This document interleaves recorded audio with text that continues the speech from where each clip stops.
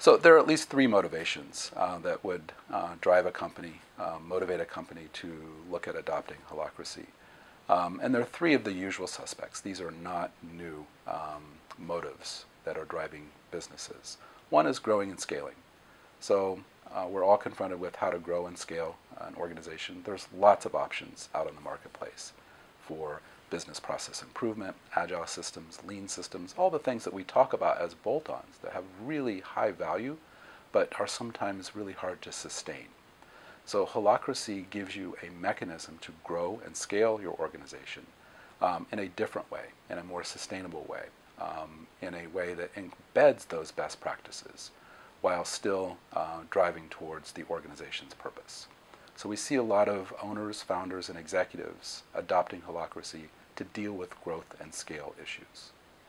Beyond that, there's passion and purpose. A lot of founder-driven organizations have lots of passion that started the organization in the first place.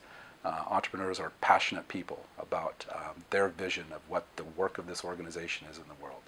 And Holacracy is a great repository. It's a great vehicle to capture that passion and turn that into organizational work. So here it's almost the classic succession planning. It gives the executive that's ready to kind of pull out of the business, or a founder that's ready to transition to something else, a vehicle that he can trust or she can safely ensure that the passion and purpose will be protected for the organization. So there's the succession planning, the growth and scale, and then finally something that we talk quite a bit about, this notion of heroic leader, which is the burden that a lot of owners and founders and executives carry. And Holacracy relieves the owner, founder, or executive of that heroic burden of trying to have it all figured out.